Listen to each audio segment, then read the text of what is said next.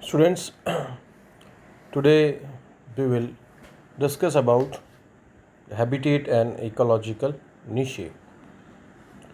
The main motive of this lecture is to know the basics of habitat and to understand the concept of niche. Habitat and niche are not, we can say, same thing. Niche is a much broader term as compared to habitat. Obviously, habitat is a part of a niche. So let's begin with the concept of habitat and ecological niche. A habitat is actually the all the aspect of the area in which an organism lives. It focuses on the maximum time spent by any organism in a particular area. The habitat includes basically the biotic factor as well as abiotic factors. While ecological niche includes everything, it includes uh, everything right from the birth of an organism till the death of that particular organism. It also includes all the biotic factors, all the abiotic factors, which affects the organism survival, the organism reproduction, the growth of organism. So every factor which affects the life of an organism is actually the part of its niche. It also includes the behavioral aspect of organism, in particular animals. Now, if we talk about habitats, a habitat is actually an ecological or environmental area that is inhabited by a particular species of animal, plants, or other type of organism. Means any area what which is inhabited by a particular species of animal or plant or any other organism is actually called as habitats. Further, habitats can be uh, divided into macro habitats and micro habitats. Here are the some examples of macro habitats which are present on this slide. The macro habitats are terrestrial habitat, the estuarine, the ocean, the freshwater. Even we can uh, keep this estuarine, the ocean, and freshwater habitat into a broader term known as aquatic habitat. So, aquatic habitat and terrestrial habitats are the two major macro habitats. Terrestrial means स्थलीय और aquatic means जलीय. Now, habitat is actually आवास जिसे कहते हैं, वो एक ऐसी स्पेस है जहाँ पर कोई भी जीव अपने जीवन काल का अधिकतम समय वहाँ पर गुजारता है. उसे हम उस जीव का आवास कहते हैं. हालांकि पूरे जीवन काल के अंदर जीव, अगर हम पौधों को छोड़ दें और हम एनिमल्स पर फोकस करें, तो जीव अब पूरा समय अपना आवास में नहीं गुजारेगा.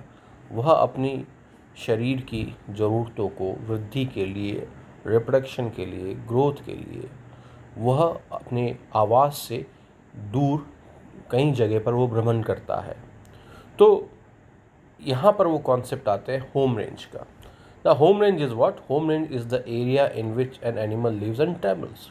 या हम कह सकते हैं home range is actually the maximum distance covered by any organism from its habitat to fulfill its basic requirements or its basic needs, in particular food and reproduction. तो होम रेंज एनिमल्स की बहुत ज़्यादा बड़ी भी हो सकती है. For example Siberian cranes.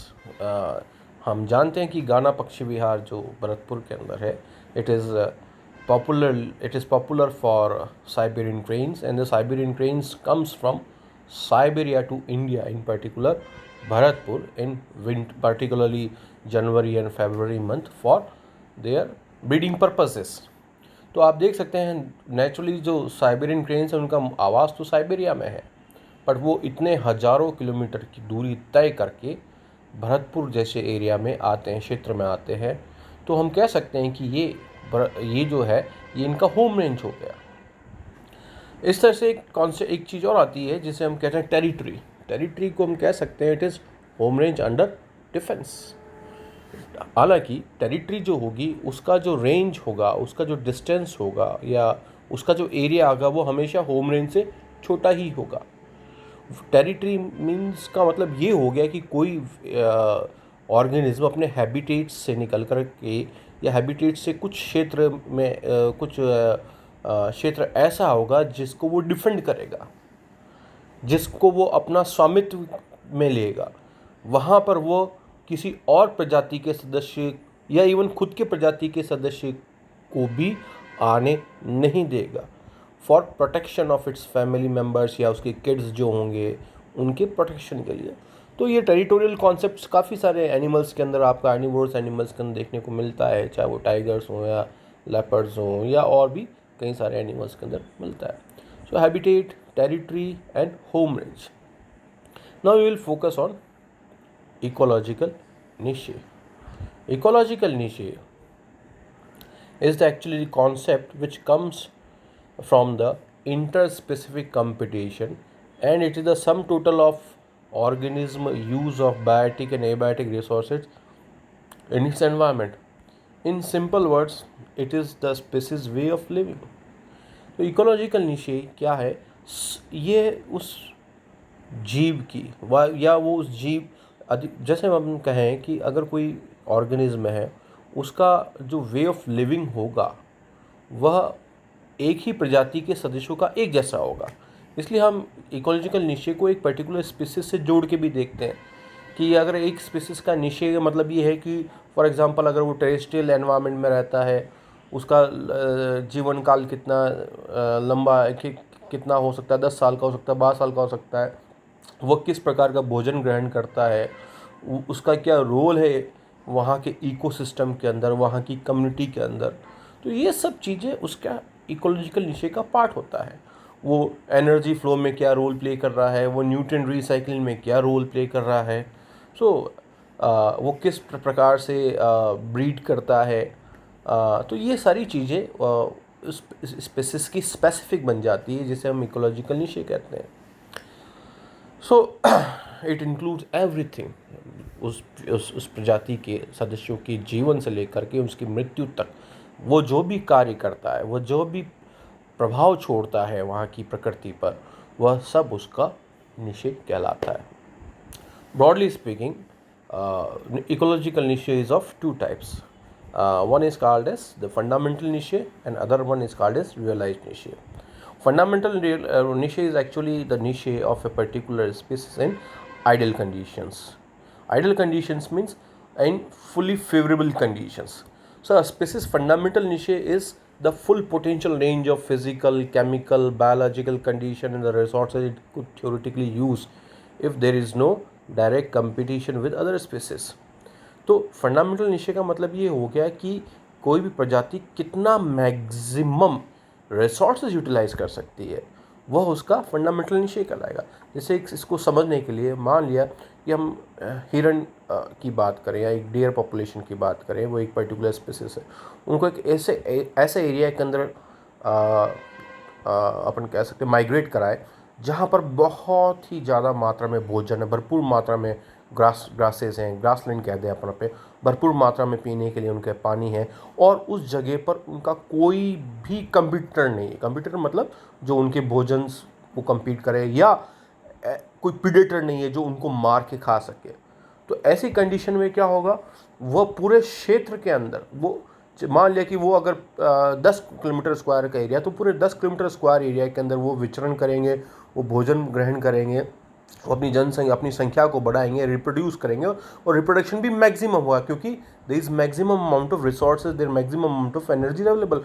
किसी भी प्रकार की कमी नहीं है, ना कोई कैटास्ट्रॉफिक इवेंट हो रहा है, ना कोई पानी की कमी है, ना भोजन की कमी है, ना ऊर्जा की कमी, और किसी परभक्षी का भी डर नहीं। तो ऐसी कंडीशन में वह पॉपुलेशन बहुत तेज़ी से, त्वरित गति से वृद्धि करेगी और अपनी साइज में वृद्धि करेगी। तो ऐसी कंडीशन में जो भी रिसोर्स, मतलब कितना किलोमीटर, मान लेके 10 किलोमीटर स्क्वायर एरिया तक वो घूमते हैं, वहाँ पर इतना भोजन ग्रहण करते हैं, तो ये सब चीज़ें उनकी क्या हो गई, निशे हो गई, इसको हम कहते हैं फंडामेंटल निशे। जबकि रियलाइज्ड निशे जो होता है वो एक्चुअली किसी भी प्रजाति का जो निशे है वो उसकी वास्तविक कंडीशन को दर्शाता है कि वास्तविकता में वो क्या क्या चीज़ें ले रहा है, ग्रहण कर रहा है। वास्तविकता में ऐसा नहीं कि कोई प्रजाति आराम से बिना किसी कंपटीशन के, बिना किसी संघर्ष के रह सकती है। हर प्रजाति के सदस्य को जीवन में संघर्ष करना पड़ता है।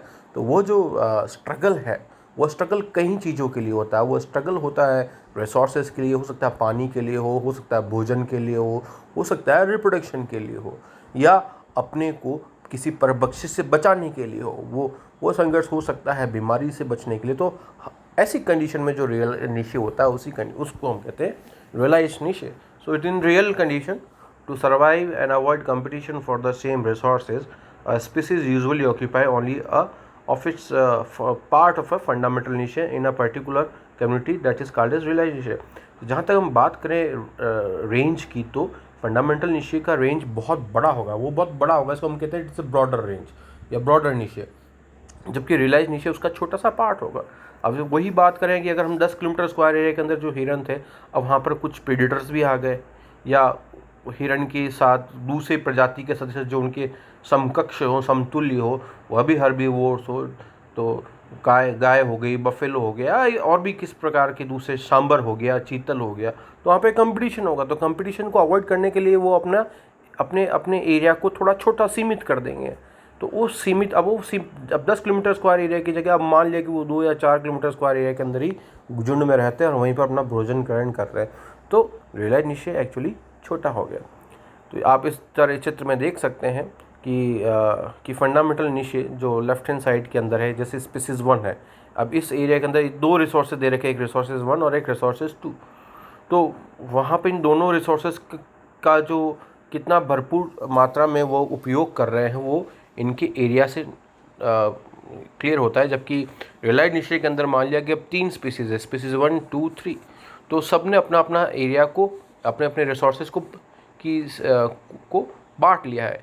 तो स्पीसीज 1 का आप देख सकते हैं कि रियल कंडीशन में निशे छोटा हो गया है। ये एक और चित्र है, स्लाइड है, जो बताती है कि थ्योरेटिकल वैल्यू जो फंडामेंटल निशे की वो कितनी ब्रॉडर होती है, और रियलिटी में जो निशे जो होता है, रियलाइज निशे जो होता है वो काफ़ी छोटा होता है। और अगर 2 स्पीसीज का निशे एक दूसरे को ओवरलैप करता है तो उसे हम कहते हैं निशे ओवरलैपिंग।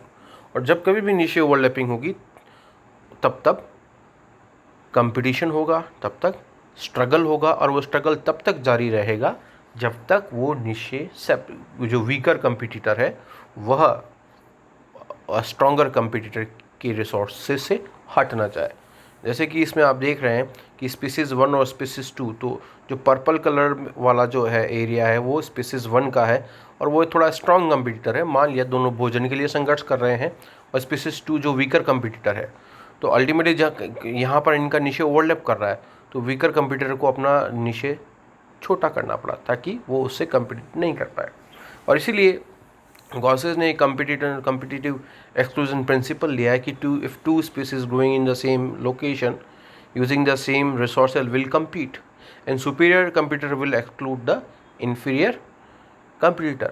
कि जब भी 2 प्रजाति के सदस्य, 2 अलग प्रजाति के सदस्य एक जगह पर रहते हैं और जिनका निशे ओवरलैपिंग होती हो, निशे ओवरलैपिंग में कुछ भी हो सकता है, उनका भोजन समान हो तो निशे ओवरलैपिंग होगी। जैसे मान लिया कि 2 कार्निवोर एनिमल्स हैं, तो वो 2 प्रीडेटर्स हैं और एक ही जगह पर रहते हैं, तो उनके बीच में जैसे चीता है, लेपर्ड है, हाइना है, तो इनमें आपस में कंपटीशन होता है अपने प्रे को प्राप्त करने के लिए। तो जो सुपीरियर कंपटीटर होगा वह मैक्सिमम रिसोर्सेज को लेगा और इन्फीरियर को वहाँ से हटाने की कोशिश करेगा। बट फिर भी 2 चीज़ें ऐसी हैं कि when 2 or more closely related species coexist together, then the probability of their niche overlapping increases, but still they can avoid competition by 2 different mechanisms। हालांकि ऐसी कई सारी परिस्थितियाँ उत्पन्न होती है जब 2 या उससे अधिक क्लोजली रिलेटेड स्पीसीज एक जगह पर एक साथ कोएग्जिस्ट करती है, पर फिर भी वो निशे ओवरलैपिंग को कम कर सकती है 2 अलग तरीक़ों से। और वो तरीके हैं, एक तो है रिसोर्स पार्टीशनिंग और दूसरा है character displacement. Resource partitioning is actually the species use of different resources or they use share resources in different ways. Example, one species is active at night and another in day. One species eats small seeds and another eats large seeds. जैसे कि for example एक simple सी चीज़ हम समझने की कोशिश करें कि अगर बाज, ईगल और आउल दोनों एक ही क्षेत्र में रहते हैं, एक ही एरिया में रह रहे हैं और दोनों का आहार सपोज चूहा है, पर इस कारण में देखेंगे तो चूहा क्या हो गया, दोनों का अगर आहार है तो दोनों का नीचे ओवरलैप कर रहा है। पर होता यह है कि बाज जो है वो जनरली डे आवर्स के अंदर जो है उस पर शिकार करेगा, जबकि जो आउल जो है, उल्लू जो है, वो रात को शिकार करेगा। तो टाइम सेपरेशन हो चुका है दोनों प्रजातियों के, तो इस कारण क्या है वो आपस में टकराएंगे नहीं और उन्होंने अपने रिसोर्सेज को बांट दिया है। इस तरीके से अगर हम बात करें टाइगर और जब लेपर्ड एक ही क्षेत्र में रहते हैं तो टाइगर जनरली क्या है बड़े शिकार करता है, जबकि लेपर्ड छोटे शिकार करता है। तो इस तरीके से वो रिसोर्स पार्टीशनिंग से, नीचे ओवरलैपिंग से बचा जा सकता है। जबकि दूसरा है कैरेक्टर डिस्प्लेसमेंट, और character displacement is a tendency for characteristic to be more divergent in sympatric population of two species than in allopatric population of the same two species. And the best example is the variation in the beak size between the population of two species of Galapagos finches. Character displacement का मतलब ये है या तो अपने अंदर कुछ ऐसे चेंजेस लेके आ जाए वो स्पीसीज, ये चेंजेस कोई अकस्मात एकदम से नहीं होते हैं, इसके लिए कई सारे पीढ़ियाँ गुजर जाती है, तब जाकर वो कैरेक्टर्स में चेंजेस आते हैं। और वो करेक्टर चेंजेस क्यों हो रहा है, क्योंकि एक सिलेक्शन प्रेशर है। एक प्रेशर इस प्रकार का है कि अगर नीचे ओवरलैप हो रहा है तो वहाँ पर एक स्पीसीज या दोनों या वो जो स्पीसीज है वो अपने अंदर धीरे धीरे चेंजेस लाते हैं। वो चेंजेस ऑब्वियसली हेरिटेबल होगा। जैसे इसको समझने के लिए हम यहाँ उदाहरण ले रहे हैं गैलापागोस फिंचेस के अंदर, जैसे कि जियोस्पीजिया जो बर्ड है, जीनस नेम, उसकी कई सारी प्रजातियां हैं और डार्विन ने इसके ऊपर स्टडी किया था। उसने कैरेक्टर डिस्प्लेसमेंट में हम ये देख सकते हैं कि जो गैलापागोस आइलैंड्स है उसमें अलग अलग जो आइलैंड्स हैं, कई जगह क्या है कि कुछ पर्टिकुलर बर्ड्स है ना, एक एलोपैट्रिक पॉपुलेशन में, एलोपैट्रिक मतलब कि उस जगह पर एक ही स्पीसीज है और एक आइलैंड पर मान लिया कि एक ही प्रकार की स्पीसीज है तो उसको एलोपैट्रिक, और दूसरी आइलैंड पे भी अगर दूसरे प्रकार की अलग है तो एलोपैट्रिक है। पर किसी एक आइलैंड पर दोनों ही, जैसे मान लिया ए और बी स्पीसीज, ए स्पीसीज मान लिया एक्स आइलैंड पर रहती है और एक बी स्पीसीज मान लिया वाई आइलैंड पर रहती है ना, तो वो एलोपैट्रिक पॉपुलेशन या पॉपुलेशंस कहलाएगी। जबकि मान लिया ए और बी स्पीसीज किसी टी आइलैंड पर दोनों एक साथ रह रही तो हम उसे कहेंगे सिम्पैट्रिक पॉपुलेशन। तो यहाँ पर आप इस स्लाइड में देख सकते हैं कि जो सबसे पहले लॉस हर्मोनोस जो आइलैट है, यहाँ पे जियोस्पीजिया फिलीजिनोसा रहती है, तो ये एक एलोपैट्रिक पॉपुलेशन हो गई इस फिलीजिनोसा की। जबकि जो डेफने मेजर आइलैंड है उसमें जियोस्पीजिया की 40 स्पीसीज रहती है। तो लॉस हर्मोनोस आइलैंड पे एलोपैट्रिक पॉपुलेशन होगी जियोस्पीजिया फिलीजिनोसा की, डेफने मेजर आइलैंड पर होगी जियोस्पीजिया 40 की एलोपैट्रिक पॉपुलेशन होगी। यहाँ ये नोट करने की बात है कि डेफने मेजर आइलैंड पर जियोस्पीजिया फिलीजिनोसा नहीं है और लॉस हर्मोनोस आइलैंड पर जियोस्पीजिया 40 नहीं है। अब आप देखेंगे कि इन दोनों जो एलोपैट्रिक पॉपुलेशंस हैं इनकी बीक साइज दे रखी है, इनकी डेप्थ दे रखी है। जैसे फिलीजिनोसा की जो लॉस हर्मोनोस आइलैंड है उसकी लगभग 8 से लेकर 11 के बीच की साइज की बीक साइज है, जबकि जियोस्पीजिया 40 की जो है वो लगभग वही 7.5 से लेके 12 के बीच में इसकी बीक साइज है। पर एक आइलैंड ऐसा है, जैसे दो आइलैंड ये, एक तो फ्लोवेनिया आइलैंड और क्रिस्टोबल आइलैंड में देखा गया है कि जियोस्पीजिया फिलीजिनोसा और जियोस्पीजिया 40 दोनों एक साथ रह रही है। और चूंकि दोनों का बहुत ही क्लोजली रिलेटेड है क्योंकि सेम जीनस की है, तो यहाँ पर ये एक तरह से सिम्पेट्रिक पॉपुलेशन हो गई। अब सिम्पेट्रिक पॉपुलेशन तो वो उनका नीचे ओवरलैप पे हुआ, obviously these birds are actually seed eating birds, mostly birds eat seeds, तो यहाँ पर उनके बीच में कंपटीशन होगा, नीचे ओवरलैपिंग हो रही है। अब नीचे ओवरलैपिंग से कैसे बचा सकेंगे? करेक्टर डिस्प्लेसमेंट हो। करेक्टर मतलब अपने करेक्टर के अंदर अपने अंदर कुछ एनाटॉमिकल या कुछ मॉर्फोलॉजिकल जेनेटिकल चेंज लेके आना, यही इसके अंदर करेक्टर डिस्प्लेसमेंट कहलाता है। अब आप देख सकते हैं कि जो जियोस्पीजिया जो फिलीजिनोसा है उसकी बीक साइज यहाँ पे 7 से 9 है, जबकि इसी आइलैंड पर जियोस्पीजिया 40 की इस बीक साइज 10 से लेके 15 तक है। तो जियोस्पिजा फोर्टिस को आप देखो जो कि फ्लोरिना आइलैंड में है, उसी की जो उसी स्पीसीज की जो डेफने मेजर आइलैंड है उसकी बीक साइज में अंतर आ गया। तो ये जियोस्पिजा फोर्टिस जिसकी बीक साइज 10 से लेके 15 mm फ्लोरिना आइलैंड पर है, वह करेक्टर डिस्प्लेसमेंट कहलाएगा। और जो जियोस्पिजा फोर्टिस जो है, जो पूर्व में डेफने मेजर आइलैंड पर है, उसकी बीक साइज 10 से लेकर के 11 तक ही है। तो ये जो चेंज आया जियोस्पिजा फोर्टिस के अंदर, इवन जियोस्पिजा फ्यूजिनोसा के अंदर जो कि फ्लोरिना आइलैंड में, इसे हम करेक्टर डिस्प्लेसमेंट कहेंगे। इस तरीके से ये निशे ओवरलैपिंग से बच सकते हैं। Thank you.